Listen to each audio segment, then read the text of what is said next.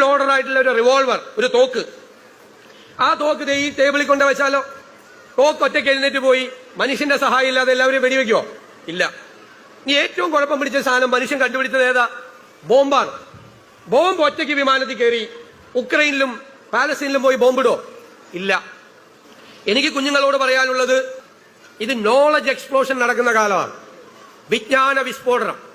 Artificial ഇന്റലിജൻസിന്റെ experts പറയുന്നത് ഇതുവരെ മനുഷ്യൻ കണ്ടുപിടിച്ച കണ്ടുപിടുത്തങ്ങളെല്ലാം മനുഷ്യന്റെ നിയന്ത്രണത്തിലാണ്. 2020 ഈ ദശകം കഴിഞ്ഞാൽ മനുഷ്യന്റെ ബുദ്ധിശക്തിയേക്കാൾ അപ്പുറത്തേക്ക് സൂപ്പർ ഇന്റലിജന്റ് ആയി മനുഷ്യവംശത്തിന്റെ ചരിത്രത്തിൽ ആദ്യമായി മനുഷ്യൻ കണ്ടുപിടിച്ചൊരു കണ്ടുപിടുത്തം നമ്മളെക്കാൾ ബുദ്ധിയുള്ളതാവാൻ പോവാ.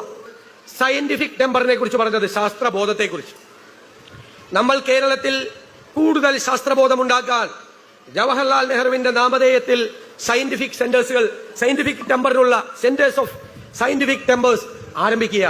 വലിയ മാറ്റം നമുക്ക് പൊതുവിദ്യാഭ്യാസ രംഗത്തും ഉന്നത വിദ്യാഭ്യാസ രംഗത്തും ഉണ്ടാകണം.